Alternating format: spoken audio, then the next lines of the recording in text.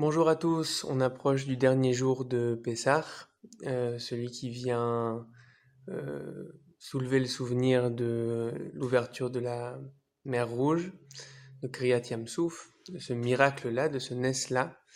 Et dans une conscience moderne, ça peut des fois un petit peu sonner bizarre, sonner faux, et on peut se sentir avoir un certain malaise face à la notion même de surnaturel, la notion même qu'il puisse y avoir une intervention qui vienne briser les lois de la nature, non seulement parce que ça, ça ressemble pas à ce qu'on connaît, on est habitué à un monde qui est un monde de causalité, un monde de lois et de règles naturelles, c'est ce qu'on a toujours connu. Et plus la science avance, plus on voit l'étendue de cette réalité-là. Et on voit que dans le récit juif, il y a de manière assez présente, assez centrale, en particulier à Pessah, cette notion-là de nissim, de surnaturel.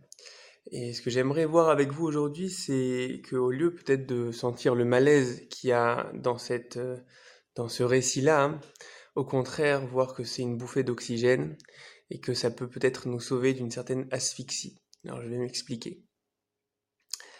Euh, J'aimerais montrer ça sur deux points. Le premier point, c'est sur le point de la notion de liberté.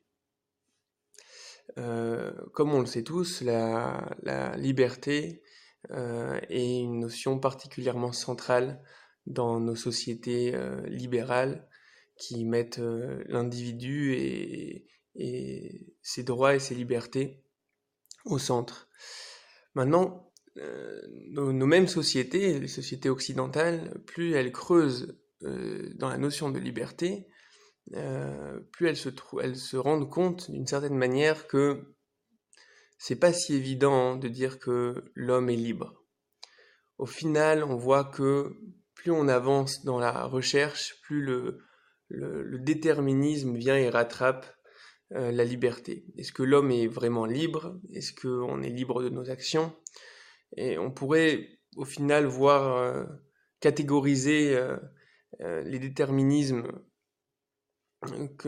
auxquels l'homme est soumis dans trois catégories. Premièrement, on est soumis à des déterminismes biologiques.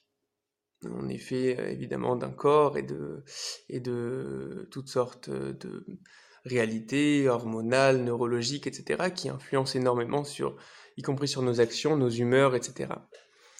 La deuxième sorte de déterminisme, c'est plus on avance aussi dans la recherche, plus on se rend compte des déterminismes psychologiques, que l'homme n'est pas complètement libre face à sa propre psychologie. Et je pense que tout un chacun on s'en rend compte dans plein de situations. Et la troisième chose, c'est les déterminismes sociologiques. C'est-à-dire que la société, l'environnement influencent de manière très importante sur la personne. C'est pas pour rien que lorsqu'on habite dans un certain endroit où on appartient à une certaine famille, on vote d'une certaine manière. Après, on se demande, mais je comprends pas pourquoi tout le monde ne vote pas comme moi. Oui, parce que tout le monde n'est pas dans ce quartier ou dans cette famille. Donc, on voit qu'on est finalement complètement pris dans des chaînes comme ça de déterminisme qu'on a séparées en trois catégories pour mieux, pour mieux y réfléchir. Donc au final, à quel point hein, on peut vraiment parler de liberté de l'homme? À quel point on peut vraiment parler de choix? Peut-être qu'au final, euh, on est juste complètement déterminé. Et peut-être qu'au final, il n'y a pas cette impression de liberté n'est qu'une impression. Mais c'est fondamentalement contre-intuitif. C'est-à-dire, fondamentalement, on a quand même l'impression de choisir, on a quand même l'impression d'avoir quelque chose qui est très difficile à définir à l'intérieur, qui peut prendre une direction, qui peut prendre une autre. Donc on a cette notion de liberté-là en nous, mais d'un autre côté, la nature vient nous dire autre chose. La nature vient nous dire que non, il n'y a pas, tout est causal, chaque cause a son effet, chaque cause produit toujours les mêmes effets. Et donc l'homme est une espèce d'exception dans un monde qui est un monde causal. Et, et c'est une problématique. Et d'une certaine manière, je pense que plus le monde avance dans ce sens-là, de découvrir les déterminismes de l'homme et de rendre le monde uniquement un monde de nature, plus on va sentir une espèce d'asphyxie qui est, alors, où est la liberté? Où est l'identité? Qu'est-ce que je suis sinon juste un espèce d'enchaînement de causes qui me donne l'impression de choisir, mais je ne le suis pas profondément. Il y a dans la réalité qui est racontée dans le récit de l'histoire juive, il y a dans le récit de ces interventions au-delà de la nature, d'une volonté qui vient briser la nature pour un, pour un, pour donner un sens à l'histoire, pour un certain but, qui est un but moral.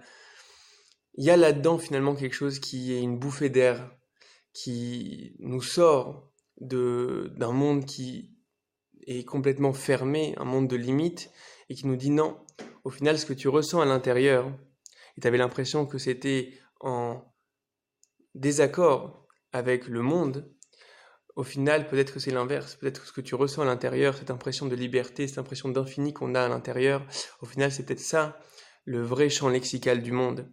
Peut-être que le monde, au final, en réalité, est, est un monde qui est régi par une liberté, et la nature est elle-même créée par une liberté et régie par une liberté. Et donc, au-delà du monde de limites, il y a un monde qui est au-delà des limites, qui vient et qui le crée et qui le dirige. Et donc, l'homme est peut-être moins seul dans cette dimension-là. Et la boussole interne qu'il a de ressentir cet infini qu'il a en lui, cette liberté qu'il a en lui, elle existe au niveau métaphysique. Elle existe. Et c'est peut-être ça ce qu'on a vécu au moment de la sortie d'Égypte, qui est le fait de voir qu'il y a une volonté pour le monde, il y a un infini qui intervient et qui est capable de briser les limites de la réalité telle qu'on la connaissait. Il y a une phrase du Rav Kook où il dit dans son livre Oroth, dans Oroth Israël, Perek Aleph, il dit אי אפשר לאדם היחידי והקיבוצי שיתעלה על טבעו בזמן שהוא תמיד חושב שכל המוטבע בטבע אין עליו כוח עליון להחליפו בעילוי. Je traduis. L'homme individuel et la société ne peut pas surmonter sa propre nature lorsqu'il pense constamment qu'il n'y a rien au-delà de la nature. C'est-à-dire que lorsque ta conception du monde est qu'il n'y a rien d'autre que la nature, alors comment tu peux trouver la force morale de surmonter ta propre nature, tes propres déterminismes? Donc là, ce qu'on dit ici, c'est que fondamentalement, la capacité à l'action morale, vient souvent surmonter un instinct de nature, elle ne peut se faire où elle trouve son atmosphère et son encouragement uniquement dans une conception plus globale qui voit qu'il y a quelque chose qui est au-delà de la nature et qui est capable de, des fois, briser les lois de la nature. C'est le premier point. Le deuxième point qui nous amène une bouffée d'air dans cette Kriyat Yam Souf, cette ouverture de la mer. Le deuxième point, c'est justement ce qui va se passer après. Juste après le Kriyat Yam Souf, après ça, la réaction du peuple est d'entonner une shira, d'entonner un chant. Un chant, une poésie, quelque chose de lyrique. Je ne sais pas comment traduire le mot shira. C'est la première fois dans le Chumash, dans la Torah, que le terme shira, la shir, est utilisé. Il intervient juste après cette espèce de naisse, cette espèce de miracle particulièrement global. Et je pense que c'est justement ça la deuxième chose qui se clarifie à ce moment-là. Qu'est-ce que la notion de shira, de chant, de poésie? On voit des fois que la prose, le discours normal, n'arrive pas à refléter complètement la réalité. Lorsqu'on veut dire des choses qui sont des choses particulièrement profondes, particulièrement qui vont évoquer des choses, alors on utilise souvent, on est obligé de se servir d'un style qui est plus suggestif, d'un style qui est plus lyrique. C'est pour montrer qu'il y a plus. Lorsque je vais devoir dire des mots d'amour, je vais pas pouvoir les dire dans un discours, ça va pas être un mode d'emploi Ikea, ça va pas être un mode d'emploi de frigidaire, ça va être de la prose, il va y avoir besoin de quelque chose qui est plus poétique. Et de la même manière, face à une naissance, face à un décès, face à quelque chose qui, d'une certaine manière, touche aux profondeurs même, alors le discours va devoir s'élever au niveau du chant, de la poésie, du lyrique. Et le fait que la notion même de Shira apparaît après ce miracle-là, c'est que peut-être qu'on change de phase. Le monde, ou peut-être le peuple d'Israël, passe de la prose à la Shira. C'est-à-dire que le rapport qu'on avait au monde jusque-là était un rapport où le monde pouvait être décrit de manière simple. Le monde est finalement une énorme machine mécanique avec des jeux de pouvoir entre les sociétés, entre les hommes, et finalement la nature et cette réalité-là mécanique. Et donc tout ça, ça peut être décrit en effet par un discours normal, par une prose.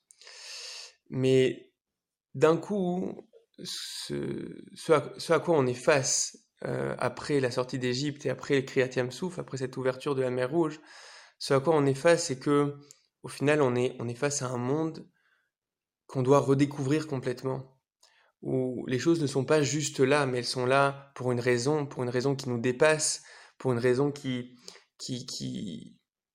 doit maintenant être vue sous un nouvel angle, beaucoup plus intense, profond, vivant. Tout émane d'une liberté, tout émane d'un infini. Et donc, peut-être que tout maintenant doit être chanté, tout doit être vécu de manière plus profonde.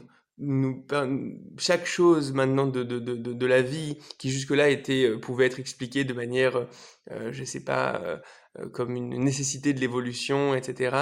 Maintenant, ça va devoir prendre un sens, on va devoir comprendre qu'est-ce qui se cache derrière. On va devoir tout voir avec la profondeur d'un chant, la profondeur d'une poésie et pas avec le discours d'une prose. Donc au final, on est en train de réenchanter le monde. Face à un monde qui est, comme l'a dit un sociologue célèbre, un monde qui, à notre époque, est devenu désenchanté, où finalement on arrive à tout expliquer de manière assez simple et assez matérielle, assez mécanique. Ce désenchantement du monde laisse l'homme un petit peu orphelin et on retombe à nouveau dans cette asphyxie dont j'ai parlé au début. Et à nouveau, le récit du peuple d'Israël peut être une bouffée d'air et dire non, il y a quelque chose de fort dans ce monde, il y a quelque chose de l'intuition profonde qu'on a, que tout a un sens, tout a une valeur et que la vie est riche et profonde. Au final, c'est ce qu'on voit dans ce récit-là. Ce qu'on voit dans ce récit-là, hein, c'est la réalité de l'infini qui prend en main l'histoire et qui se dévoile dans l'histoire. Et donc maintenant, on doit apprendre à vivre avec ce nouveau regard-là. Et ça prend du temps. C'est possible que toute la Sphirat HaOmer qui nous mène au Matan Torah, hein, c'est le peuple d'Israël qui doit maintenant réapprendre à vivre. On doit réapprendre à vivre après la révélation de Yetziat Mitzrayim. Maintenant, on doit tout revivre avec quelque chose en sachant qu'il y a quelque chose de plus profond dans la réalité dans la réalité du monde, dans la réalité de nos vies, et tout ce qui était jusque-là trivial, au final, est plein de sens et plein de richesses et plein de trésors. Voilà les deux bouffées d'air donc la liberté et le réenchantement qu'on peut prendre de la notion même de Nissim, la notion même de miracle, de surnaturel, et la notion même de Kriyat Yam Souf. Je vous souhaite Chag Sameach, à très vite.